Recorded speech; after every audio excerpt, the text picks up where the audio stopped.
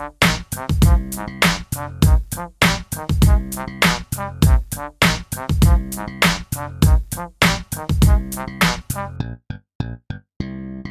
is a weird amalgamation of Bioshock, Portal, and Dead Space with a touch of Arkane Studios' own Dishonored. You start off being led through a series of tests seemingly in a normal sun-filled world when a rampant black creature attacks the testers. Turns out you've been running through a simulation aboard a space station. Why has your brother kept you in captivity, and why do you have amnesia? Well, that's the mystery. The story unfolds through conversations with your AI assistant, January, your brother, and other survivors along with flashbacks, tapes, and videos. Everything is not what it seems, but even the clever twists feel a little deflated due to a disconnection I felt with the gameplay. Now, Prey is a weird beast to define. It's not open world, but it is open exploration. For example, in the first hub area, there are probably about a dozen places you can explore if you meet the necessary requirements, which mostly fall down to passcodes. These can be obtained through reading terminals, listening to aforementioned tapes, or reading documents. You can also access new areas by hacking some doors or finding new ways to enter, like through vents.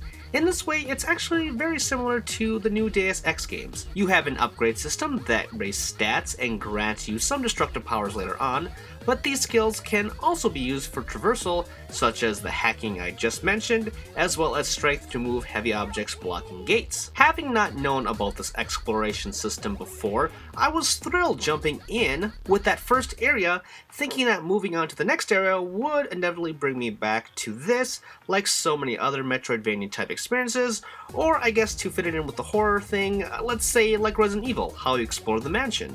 In that original game, that is. However, that's not really the case here. Once you enter a new loaded area, chances are you're not going back to old ones. Think of Prey like a series of levels, more than one big connected game. Yes, there are ways to backtrack, but it's not an easy setup to do so. In this way, it feels padded with content since it's also not easy to explore, seeing as these areas are fairly big with multiple ways to enter them, and the items you're looking for are scattered all over the place and they don't look special at all, so you have to waste hours upon hours just looking for inventory because everything that you need is fairly limited, so you pretty much have to do it. But exploring aside, let's get to the combat. Like a typical survival horror game, you're outnumbered by monsters and obtain an arsenal steadily throughout the game. Your foe this time is an inky black squid-like creature called the Typhon, and it comes in two major forms. First, there are mimics that can transform into everyday objects.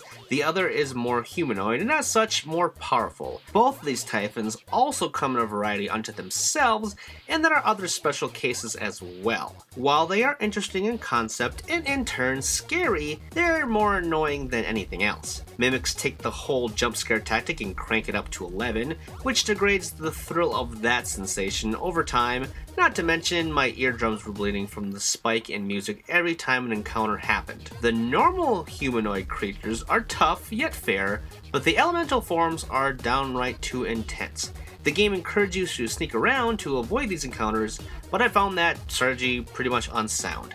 Speaking of, there is an actual strategy to fending off these creatures, and it's reminiscent of Alan Wake. In Alan Wake, you had to stun those possessed by the darkness with light followed by a rain of bullets. Prey follows a similar mechanic where one of the main weapons is called a glue gun. Shooting enemies will freeze them in place, giving you time to blast or smash away. While it doesn't technically require you to do this like in Alan Wake, it's almost necessary because the mimics are small and nimble, and the humanoids are too powerful to face head-on without it. So encounters become this tedious dance of freezing enemies, switching weapons, and then firing away. Sometimes that process repeats itself per conflict, especially with those bigger boss type enemies. And it's not like these monsters are few and far between either, making the already slim ammo even scarcer. It's just, well, it felt unbalanced to me. Prey is a hodgepodge of ideas from the aesthetic, setting, and gameplay, and it ultimately doesn't blend well together. There's just too much here to really wrap your head around, and because of that, it distracts from the immersion. I wanted to like Prey more than I did because I love games like this that trap me in a mystical environment filled with monsters or insane psychopaths hopped up on magical drugs or something of that nature.